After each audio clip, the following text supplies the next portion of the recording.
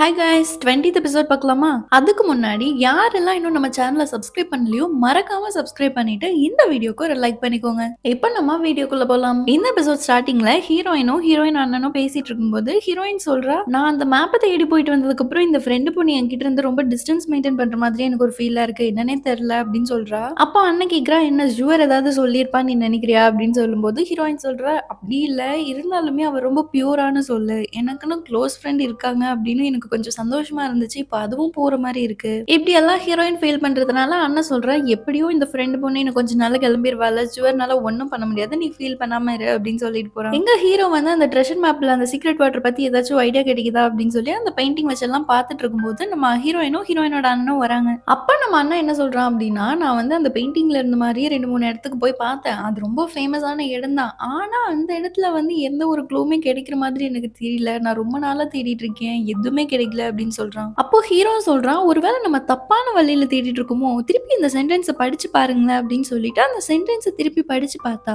அந்த போயம்ல ஒரு ஒரு வரியிலயுமே ஒரு பிளேஸ மென்ஷன் பண்ணியிருக்காங்க. ஆனா கடைசியில அந்த பிளேஸ்ல இருக்க அழகு மாதிரி தான் இந்த பொண்ணு இருப்பா அப்படிங்கிற மாதிரி முடிச்சிருக்காங்க. அப்போ இவ்ளோ நேரமா வந்து இவங்க ஒரு இடத்துல இருக்கும்னு தேடிட்டு இருந்தது தப்பு. அது ஒரு பொண்ணு அப்படின்னு அப்பதான் தெரியுது. அப்போ ஹீரோயின் சொல்றா, அப்ப கண்டிப்பா இந்த பெயிண்டிங்க பண்ணவரோட லவ்வரை பத்தி அவரோட புக்ல எங்கேயாச்சும் கண்டிப்பா மென்ஷன் பண்ணிருப்பாரு. சோ அப்ப அந்த புக் எல்லாமே நம்ம படிச்சாகணும் அப்படின்னு சொன்னதுனால எல்லாருமே அதை படிக்கலாம் அப்படின்னு ரெடி ஆக்குறாங்க. ஆனா இவங்க போய் எடுக்கிறதுக்கு முன்னாடியே இந்த பிரின்சியோட ஆளுங்க அந்த லைப்ரரியை சுத்தி ஆள் வச்சுட்டு யாரையுமே உள்ள வர விடாதீங்க அப்படின்னு வேற சொல்லியிருக்காங்க. அப்போ ஹீரோயின்கெல்லாம் என்னடா அது அப்படின்னு யோசிச்சுட்டு இருக்காங்க. யார் சொல்லியிருப்பா அப்படின்னு யோசிக்கிறா. அப்பா அண்ணன் சொல்றா, நான் நிஜமா சொல்லல அப்படிங்கும்போது ஹீரோ சொல்றா, நான் உங்க மேல சந்தேகப்படவே இல்லை, சரி ஓகே வாங்க நம்ம போவோம் அப்படின்னு சொல்லிட்டு கிளம்பிடுறாங்க.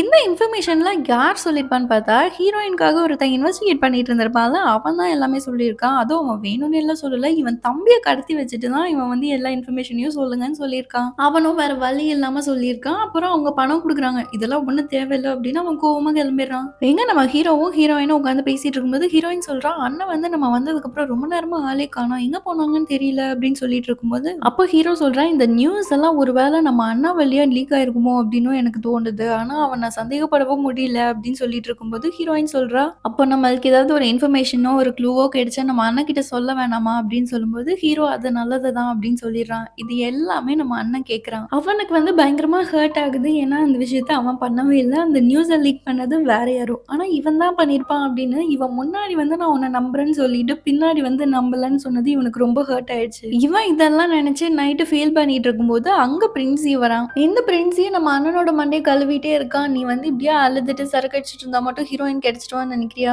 வாய்ப்பே இல்லை, இப்படியே இருந்தனா ஹீரோயின் உனக்கு கண்டுக்க கூட மாட்டா. அப்போ நம்ம அண்ணன் சொல்றான், அதுக்காக உன்ன மாதிரி ஃபோர்ஸ் பண்ணி ஒரு பொண்ணு கல்யாணம் பண்ணவா வைப்பாங்க அப்படிங்கும்போது ஃபோர்ஸ் பண்றது ஒன்றும் தப்பு இல்லையே, நமக்கு வேணும் அப்படின்னா ஃபோர்ஸ் பண்ணிக்கலாம் அப்படின்னு சொல்றான். அப்ப இந்த பிரின்சி என்ன சொல்றான்னா, இங்க பாரு, ஹீரோயின் வந்து ஹீரோ இருக்க வரைக்கும் உன்னை திரும்பி கூட பார்க்க மாட்டா, ஹீரோ இல்ல அப்படின்னா மட்டும்தான் உன்னை அவ திரும்பி பாப்பா, அப்படியே உனக்கு கல்யாணமும் பண்ணி வைக்க முடியும், உன் கூடயே வச்சுக்க முடியும். ஹீரோயின் வந்து ரொம்ப தைரியமான பொண்ணு, அவ வந்து அவளை விட இன்னுமே தைரியமா ஒரு பலமான ஆணை தான் வந்து பார்க்கணும்னு நினைப்பா. ஆனா ஹீரோ இந்த பெரிய பதவியில் இருக்கும்போது அவன் இன்னும் ட்ரெஷர் மேப்பை பத்தி தேடிட்டு இருக்கான். நீ தானே ஹெல்ப் பண்ணிக்கிட்டு இருக்க, அந்த ட்ரெஷர் மேப்பை கண்டுபிடிச்சிட்டா அவனுக்கு தான் பதவி உயர்வு கிடைக்க போகுது, உனக்கு என்ன கிடைக்கும்னு நினைக்கிற அப்படின்னு கேட்கிறான். இப்போ ஒன்னே ஒண்ணுதான் பண்ண முடியும், ஹீரோ இங்க இருக்கிற வரைக்கும் ஹீரோயின் வந்து உனக்கு கிடைக்க மாட்டா, நீயே யோசிச்சுக்கோ அப்படின்னு சொல்லும்போது ரொம்ப நேரமா இவன் யோசிக்கிறான். டே டே நீ நல்லவன்டா, மாறிடாதடா அப்படின்னு எல்லாம் நமக்கு தோணும். ஆனா வேற வழியே இல்ல, நம்ம அண்ணனுக்கு ஹீரோயின் மேல இருந்த லவ்ல ஆனாலுமே ஹீரோவை கொல்றது நல்லதா அப்படின்னு கேட்கும்போது, சேச்சா நீ என்ன தப்பா புரிஞ்சுட்ட, ஹீரோவை நம்ம திருப்பி அவன் ஊருக்கே அனுப்பி வச்சிருவோம், அவன் பதவியை மட்டும் விலக்கி விட்டுருவோம், மத்தபடி ஹீரோவெல்லாம் நம்ம கொல்ல போறது இல்லை அப்படின்னு சொன்னதுக்கு அப்புறம் அண்ணனுக்கு வந்துட்டு இது ஓகேவா இருக்கு அப்படின்னு சொல்லிட்டு, ஹீரோவை நீ கொல்ல மாட்ட அப்படின்னா நான் உனக்கு சப்போர்ட் பண்றேன், உனக்கு நான் கோஆபரேட் பண்றேன், நீ என்ன சொன்னாலும் நான் பண்றேன் அப்படின்னு சொல்லிடுறான். அடுத்த நாள் நம்ம ஹீரோவும் ஹீரோயினும் அந்த லைப்ரரி பக்கத்துலயே வெயிட் பண்ணிட்டு இருக்காங்க. இவங்க எங்கேயாச்சும் கொஞ்சம் தூரமா போயிட்டாங்க அப்படின்னா நம்ம போய் எடுத்துட்டு வந்துடலாம் அப்படின்னு சொல்லி பார்த்துட்டு இருக்கும்போது ஒருத்தன் வந்து வாங்க நம்ம சாப்பிட்டு போகலாம் அப்படின்னு எல்லாரையும் கூட்டிட்டு போயிடுறான். அந்த டைம்ல இவங்க 2 பேரும் உள்ள போயிடுறாங்க. இது எல்லாமே நம்ம அண்ணனோட பிளான் தான். நீங்க வந்து எதை தேடுறீங்க அப்படின்னு தெரியாமயே ஹீரோவையும் ஹீரோயினையும் உள்ள விடாம லைப்ரரியை மறைச்சு வச்சுட்டு இருந்தீங்கன்னா உங்களாலையும் கண்டுபிடிக்க முடியாது, அவங்களும் கண்டுபிடிக்க மாட்டாங்க. அதுக்கு பதிலா இவங்கள நீங்க உள்ள விட்டீங்க அப்படின்னா அவங்க எதை எதை எங்க கண்டுபிடிக்கணுமோ ப்ராப்பரா கண்டுபிடிச்சிருவாங்க, நம்ம அவங்க கிட்ட போய் டைரக்டா வாங்கிக்கலாம், இதுதான் நம்ம பிளான் அப்படின்னு பிரின்சிகிட்டயே இவன் பிளான் சொல்றான். எங்க நம்ம ஹீரோவும் ஹீரோயினும் உள்ள லைப்ரரிக்குள்ள வந்ததுக்கு அப்புறம் ஹீரோயின் சொல்றா, நான் வந்து ஒரு ப்ரௌச்சர் பார்த்திருக்கேன், அந்த ப்ரௌச்சர் இங்க தான் எங்கேயோ இருக்கும்னு நினைக்கிறேன், அதுல கண்டிப்பா இந்த ஜோவை பத்தி இருக்கிறதுக்கு வாய்ப்பு இருக்கு அப்படின்னு சொல்லிட்டு அந்த ப்ரௌச்சர் தேடிட்டு இருக்காங்க. ஹீரோயின் ஒரு வழியா கண்டுபிடிச்சிடுறா. அந்த புக்ல அந்த ஜோயி அதாவது அந்த பெயிண்டர பத்தி எழுதியிருக்காங்க. அவரு என்ன சொல்லியிருக்காரு அப்டின்னா, அவரோட ஓன் கசின வந்து இவரு கல்யாணம் பண்ணிக்கணும்னு நெனச்சிருக்காரு. ஆனா அவங்க அம்மா வந்து முடியாதுன்னு சொல்லி மறுத்துருக்காங்க. ஏன்னா அவங்க வந்து ஒயின் பண்றவங்க அப்டிங்கிறதுனால அவங்களுக்கு பிடிக்கல அப்டின்னு சொல்லி ஏதோ ஒரு ரீசன் சொல்லியிருக்காங்க. அப்போ ஹீரோயின் சொல்றா, இவங்க ஒயின் பண்றவங்களா இருந்தாங்க அப்டின்னா, யாரெல்லாம் ஒயின் பண்ணுவாங்க அப்டின்னு சொல்லி அதுக்கு ஒரு புக் இருக்காம். அந்த புக்ல இவங்க பேரு கண்டிப்பா இருக்கும். ஏன்னா அந்த டைம்ல ஃபீமேல்ஸ் வந்து கம்மியா தான் இருந்திருப்பாங்க. இவங்க ஏஜ்க்கு சூட் ஆகுற மாதிரி யார் இருக்காங்க அப்டின்னு தேடி பார்த்தா கிடைச்சிரும் அப்டின்ட்டு தேடுறாங்க. ஒரு வழியா அந்த ஒயின் பண்ணவங்களோட லிஸ்ட் இருக்கிற அந்த புக்கும் கிடைச்சிருது. அந்த புக்ல எடுத்து தேடி பார்த்தா 3 பொண்ணுங்க தான் வந்து ஒயினே பண்ணியிருக்காங்க. அதுல 2 பொண்ணுங்க வந்து இவரோட ஏஜ் விட ரொம்ப அதிகமான ஏஜ்ல இருந்திருக்காங்க. அப்போ கண்டிப்பா ஒரே ஒரு பொண்ணு தான் இருக்காங்க. இவங்களா தான் இருக்கும் அப்படின்னு சொல்லிட்டு இருக்கப்போ, இவங்க வந்து ப்ளம் ஒயின் பண்றதுல ரொம்ப பெஸ்ட்டாம். அதுவும் வந்து ஒரு மரம் இருக்காம். அந்த மரம் 1000 காலத்துக்கு பழமையான மரமா. அதுல இருந்து பண்ற ஒயின் வந்து ரொம்ப பெஸ்ட்டா இருக்கும் அப்படின்னு சொல்லியிருக்காங்க. அப்போ ஹீரோயின் யோசிக்கிறா. அப்போ இப்ப நம்ம வந்து அந்த 1000 காலத்து பழமையான மரத்த கண்டுபிடிச்சிட்டோம் அப்படின்னா, எனக்கு தெரிஞ்சு அந்த சீக்ரெட் வாட்டர் அந்த ப்ளம் ஒயினா மட்டும் தான் இருக்கும்னு நினைக்கிறேன் அப்படின்னு சொல்லிட்டு இருக்கும்போது, சரி இந்த ப்ளம் மரத்த எங்க கண்டுபிடிக்கிறது அப்படின்னு சொல்லும்போது, ஹீரோ சொல்றான், நான் கொஞ்சம் வருஷத்துக்கு முன்னாடி ஒரு இன்வெஸ்டிகேஷனுக்காக லீ சிட்டி அப்படின்னு ஒரு சிட்டிக்கு போயிருந்தேன். அங்க வந்து இந்த மாதிரி ஒரு மரம் இருக்கு அப்படின்னு சொல்லி அது ஃபேமஸான இடம்னு சொல்லி நான் கூட போய் அங்க பார்த்தேன் அப்படின்னு சொல்றான். லீ சிட்டியா? அது இங்கிருந்து கொஞ்ச மைல் தூரத்துல தானே இருக்கு. அப்ப கண்டிப்பா நம்ம அங்க போய் பார்த்தோம் அப்படின்னா நம்மளுக்கு கிடைச்சிரும் அப்படின்னு சொல்லி ஹீரோவும் ஹீரோயினும் அங்க போலான்னு கிளம்புறாங்க. இங்க நம்ம ஹீரோவும் ஹீரோயினும் அந்த ப்ளம் வாட்டர கண்டுபிடிச்சிடுறாங்க. அந்த ப்ளம் ஒயின கண்டுபிடிச்சிட்டு கொண்டு வந்து நம்ம அண்ணன்கிட்டயே குடுக்குறாங்க. ஏன்னா, என்னதான் இவன் அப்படி பண்ணியிருந்தாலுமே, இவங்க 2 பேத்துக்கும் அது தெரியாது இல்லையா? அந்த ஒயின ஹீரோ வந்து நம்ம அண்ணன்கிட்ட குடுத்துட்டு, "இந்த ஒயின நீயே எடுத்துட்டு போயிரு. நான் எடுத்துட்டு போனா எப்படியும் இந்த பிரின்ஸ் என் பின்னாடி வந்து கண்டுபிடிச்சு அத புடுங்கிட்டு போயிடுவான். நீ எடுத்துட்டு போன அப்படின்னா அவனுக்கு சந்தேகம் வராது. நீயே எடுத்துட்டு போயிட்டு நம்ம கேபிட்டல் சிட்டில குடுத்துரு" அப்படின்னு சொல்லி நம்பி குடுக்குறான். ஆனா, நம்ம அண்ணன் அத டைரக்ட்டா எடுத்துட்டு போயிட்டு இந்த பிரின்சி கிட்ட குடுத்துடுறான். பிரின்சி கிட்ட குடுத்த உடனே இந்த பிரின்ஸுக்கு ஒரே ஆனந்தம். இது வந்து உண்மை அப்படிங்கிறத மட்டும் நான் செக் பண்ணிட்டேன்னு வையேன், உன் ஷென் ஃபேமிலிக்கு எவ்ளோ பணம் குடுக்க முடியுமோ, அவ்ளோ பணம் குடுத்து உனக்கு எவ்ளோ செல்வாக்கா வச்சுக்க முடியுமோ, அவ்ளோ செல்வாக்கா நான் வச்சுக்கிறேன். அதே மாரி ஹீரோயினும் உனக்கு தான் அப்படின்னு சொல்லிடுறான். இதெல்லாம் கேட்டு நம்ம அண்ணனும் சந்தோஷமா அங்கருந்து கிளம்பிடுறான். அப்போ அந்த பிரின்சியோட அசிஸ்டன்ட் வர்றான். வந்து இந்த மாதிரி ஹீரோவும் இங்க இல்ல, அவன் கேபிட்டல் சிட்டிக்கு கிளம்பி போயிட்டான். தப்பான ஒரு வாட்டர் எடுத்துட்டு அப்படின்னு சொல்றான். அப்போ இதுதான் கரெக்ட்டான டைம். நீ இந்த ட்ரெஷர் மேப்ப எங்க வச்சிருக்கியோ, அந்த ட்ரெஷர் மேப்ப பத்திரமா எடுத்துட்டு வந்து என் கையில குடு. இத வச்சு நம்ம டெஸ்ட் பண்ணி பார்க்கலாம். ஹீரோவும் இந்த சிட்டில இல்ல அப்படிங்கிறது இன்னுமே நம்மளுக்கு நல்லது தான் அப்படின்னு சொல்றான். அதே மாதிரி இவனும் ஹீரோ இல்ல அப்படின்னு நினைச்சுட்டு சரின்னு போய் அந்த ட்ரெஷர் மேப்பை எடுக்கலான்னு போறான். அங்க போய் பார்த்துட்டு இவன் ட்ரெஷர் மேப்பை கையில எடுத்த உடனே ஹீரோ வந்து அவனை மடக்கிடுறான். வெளியே தப்பிச்சு ஓடிடலான்னு பார்த்தா வெளியே நம்ம அண்ணனும் ஹீரோவோட அசிஸ்டன்ட்டும் இருந்து மடக்குறாங்க. அப்பதான் புரியுது இது எல்லாமே இவங்க 2 பேரும் சேர்ந்து போட்ட பிளான் தான் அப்படிங்கிறது. இதுல இருந்தே தெரியுது நம்ம அண்ணன் ஒன்றும் அவ்வளோ கெட்டவன்லாம் கிடையாது. அவன் ஹீரோக்கு ஹெல்ப் பண்றதுக்காக தான் கெட்டவன் மாதிரி நடிச்சிருக்கான் அப்படிங்கிறதே. அன்னைக்கு வந்து ஹீரோவும் ஹீரோயினும் உட்காந்து பேசிட்டு இருப்பாங்கல்ல, அண்ணன்கிட்ட எதுவும் சொல்லக்கூடாதுன்னு. அத நினைச்சு ஃபீல் பண்ணிட்டு இருக்கும்போது, ஹீரோ வந்து தெரியாம நம்ம அண்ணன எங்கேயோ உள்ள இழுத்துட்டு போறான். அப்பதான் ஹீரோ வந்து தெளிவா எல்லாமே சொல்றான். "இங்க பாரு பிரின்சி வந்து உன்ன வாட்ச் பண்ணிக்கிட்டே இருக்கான். நம்ம பண்ற ஒரு ஒரு மூவுமே அவனுக்கு தெரியுது. அதனால தான் உன் மேல ஒரு தப்பை ஏற்படுத்தணும் அப்படிங்கிறதுக்காகவே ஹீரோயினுக்காக ஒருத்தன் இன்வெஸ்டிகேட் பண்ணி குடுத்துட்டு இருப்பான்ல, அவனோட தம்பிய கடத்தி வச்சுட்டு, இந்த மாதிரி இன்ஃபர்மேஷன சொன்னா, கண்டிப்பா நீ தான் சொல்லியிருப்பன்னு நாங்க நெனைப்போம் அப்படிங்கிறத அவன் கரெக்ட்டா தெரிஞ்சு வச்சிருக்கான். அதனால தான் நாங்க அதே மாதிரி பிளான் பண்ணி போனோம். இதே மாதிரி அவனுக்கு உன் மேல ஒரு ட்ரஸ்ட் வந்துருச்சு. ஸோ இப்ப நம்ம பண்ண வேண்டியது எல்லாமே சீக்ரெட் ரிவீலிங் வாட்டர நம்ம பொய்யா ஒண்ணு குடுத்தோம் அப்படின்னா, கண்டிப்பா அந்த ட்ரெஷர் மேப்ப அவன் தேடி எடுத்துட்டு போய் அதுல டெஸ்ட் பண்ணுவான். அப்ப அந்த ட்ரெஷர் மேப்ப நம்மளால எடுத்துற முடியும் ஈஸியா அப்படின்னு 2 பேருமே பிளான் பண்ணி தான் இவ்வளவுமே பண்ணியிருக்காங்க. இதை எல்லாமே அந்த சாங்வே அசிஸ்டன்ட் கிட்ட சொன்னதுக்கு அப்புறமா அவன் சொல்றான், "இங்க பாரு இந்த மேப் வந்து 2 லேயர்லால ஆனது. நான் ஒன்ஸ் மட்டும் நான் ஷேக் பண்ணேன்னு வையேன், உள்ள இருக்கிற ஒரு ஆயில் மாரி இருக்கிற ஒரு பாய்சன் இந்த ட்ரெஷர் மேப்பையே அழிச்சிரும். அதனால யாரும் என் பக்கத்துல வராதீங்க" அப்படின்னு சொல்லிட்டு அவன் உள்ள போயிட்டு அந்த ஒரு இடம் இருக்குல்ல அதுல லாக் பண்ணிக்கிறான். இங்க இந்த இன்ஃபர்மேஷன் எல்லாமே இந்த பிரின்சிக்கு போயிடுது. பிரின்சி அங்க வந்துட்டு என்ன பண்ணிட்டு இருக்கீங்க? என்னோட அசிஸ்டன்ட் உள்ள ஏன் வச்சு லாக் பண்ணி வச்சிருக்கீங்க அப்படின்னு கேட்கும்போது ஹீரோ சொல்றான், நாங்க ஒன்னும் லாக் பண்ணல. அவங்க கிட்ட தான் ட்ரெஷர் மேப் இருக்கு. நாங்க கையும் களவும் புடிச்சிட்டோம். இவ்ளோ பேர் எவிடன்ஸ் இருக்கு அப்படின்னு சொன்ன உடனே ட்ரெஷர் மேப்பா என்ன பேசுறீங்க? எனக்கு எதுவுமே புரியலையே அப்படின்னு நடிக்கிறான். அப்ப ஹீரோ சொல்றான், ரொம்ப நடிக்காதீங்க. அவன் இவ்ளோ பண்ணியிருக்கான் அப்படின்னா உங்களுக்கு தெரியாமயே பண்ணியிருப்பானா என்ன அப்படின்னு கேட்கிறான். ஆனா இந்த பிரின்சிக்கு வந்துட்டு அவனோட அசிஸ்டன்ட்ட ரொம்ப பிடிக்கும். அன்னைக்கே பார்த்திருப்போம்ல, இவன் வந்து ஏதோ தப்பு பண்ணிட்டான் அப்படிங்கிறதுக்காக அவன கொல்லாம நீ வந்து என் தம்பி மாதிரி அப்படின்னு சொல்லியிருப்பான். ஆனா இப்போ இவனுக்கு வந்து வேற வழியே இல்ல. இவனுக்கு ரொம்ப கஷ்டமா இருக்கு. அப்படியே கண்ணெல்லாம் ரெட் கலர்ல செவந்துருச்சு. அவனுக்கு ரொம்ப கஷ்டமா இருக்கு. ஆனாலும் வேற வழியே இல்ல.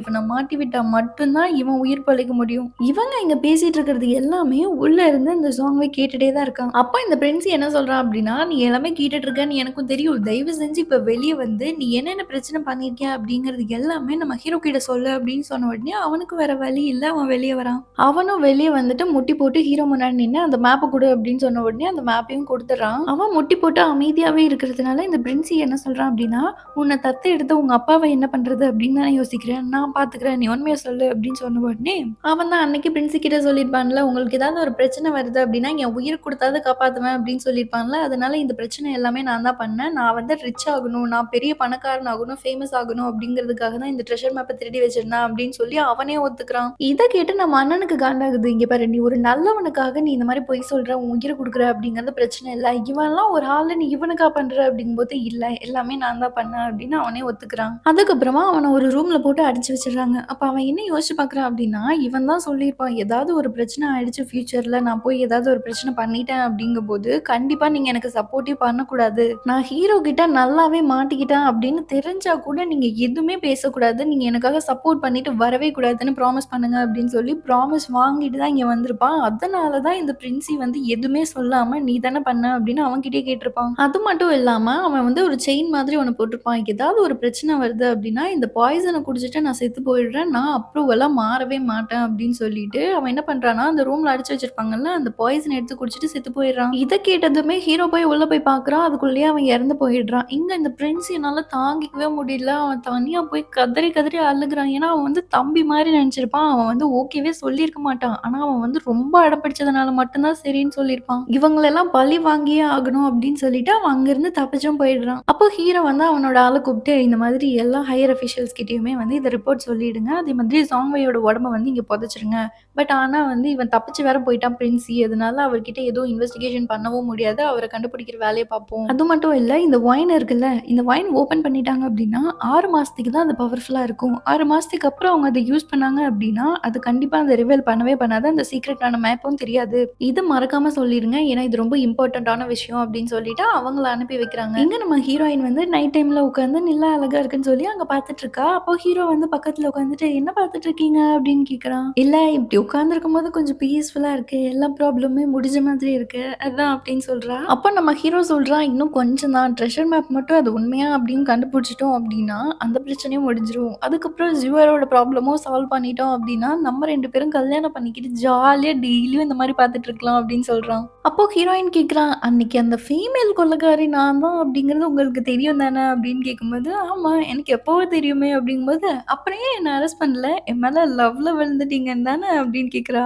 "அப்படி இல்ல, நீ பண்ணதெல்லாம் கொஞ்சம் இன்ட்ரெஸ்டிங்கா இருந்துச்சா, அடுத்து என்னென்ன பண்ணுவ அப்படிங்கிறத பார்க்கணும் அப்படிங்கிறதுக்காகவே உன்ன அரெஸ்ட் பண்ணாம வச்சிருந்தேன். கடைசியில இப்படி ஆகும்னு நான் நினைக்கவே இல்ல" அப்படின்னு சொல்லிட்டு இருக்கான். அப்போ ஹீரோயின் வந்து கேட்குறா, "அப்போ உங்களுக்கு என் மேல எப்ப லவ் வந்துச்சு?" அப்படின்னு கேட்கும்போது, ஃபர்ஸ்ட்டு லூஆயிலனா நீ இருந்தல்ல, அந்த டைம்லயே எனக்கு வந்து நீ அவ்ளோ டிட்டர்மினிஸ்டிக்கா இருந்த. ஒரு விஷயத்த நீ பண்ணணும், உன் மேல தப்பு இல்ல அப்படிங்கும்போது, நீ அத ப்ரூஃப் பண்ணணும்னு நீ எடுத்த அந்த ஒரு தைரியமான முடிவு எனக்கு ரொம்ப பிடிச்சிருந்துச்சு. அதுல நான் உன்ன நெறையவே நம்பியிருந்தேன். இந்த மாதிரி ஒரு பொண்ணு இருப்பாங்களா அப்படிங்கிறது அப்ப நான் இம்ப்ரெஸ் ஆனேன். நீ அப்ப எனக்கு ஒரு நல்ல ஃப்ரெண்ட் ஆகணும் அப்படின்றத நெனச்சேன். அதுக்கப்புறமா நீ கொள்ளைக்காரியா இருந்தது, ஒரு ஒரு விஷயத்தையும் நீ திருப்பி சுவர எதிர்த்து பண்ணது, இது எல்லாத்துலயும் நான் பயங்கரமா இம்ப்ரெஸ் ஆயிட்டேன். அதுக்கப்புறம் நீ தான் லூஆயலன் அப்படிங்கிறது தெரிஞ்ச உடனேவே, அப்ப நான் நெனச்ச ஒரு பொண்ணு எனக்கு ஃப்ரெண்டாவும் இருக்கணும்னு நெனச்சேன். இவ்ளோ தைரியமான ஒரு பொண்ணா இருக்கணும்னு நெனச்ச எல்லாமே நீயா இருக்கும்போது, கம்ப்ளீட்டா நான் விழுந்துட்டேன் அப்படின்றான். இதெல்லாம் கேட்கும்போது ஹீரோயினுக்கு இன்னுமே சந்தோஷமா இருக்கு. அப்ப ஹீரோ கேட்குறான், "நீ எப்ப என் மேல லவ்ல விழுந்த?" அப்படின்னு கேட்கும்போது, ஆக்சுவலி அது ஒரு சீக்ரெட் தான். ஆனா உண்மைய சொல்லப்போனா எனக்கே தெரியல. சடனா ஒரு நாள் உங்கள பத்தியே நான் நெனச்சுட்டு இருந்தேன். அதுக்கப்புறம் அப்படியே உங்க மேல காதல் வந்துருச்சு அப்படின்னு சொல்றா. அதுக்கப்புறம் ஹீரோவும், ஹீரோயினும் மாறி, மாறி அப்படியே கிஸ் பண்ணிக்கிறாங்க. இதோட இந்த எபிசோட் முடியுது. அடுத்தடுத்த எபிசோட் பார்க்கணும்னு நெனச்சீங்கன்னா, மறக்காம நம்ம சேனல சப்ஸ்கிரைப் பண்ணிட்டு, இந்த வீடியோக்கு ஒரு லைக் பண்ணிக்கோங்க. அப்படியே யாருக்கெல்லாம் இந்த ட்ராமாஸ்லாம் பிடிக்குமோ, அவங்களுக்கு இந்த வீடியோவ ஷேர் பண்ணிடுங்க. Bye guys.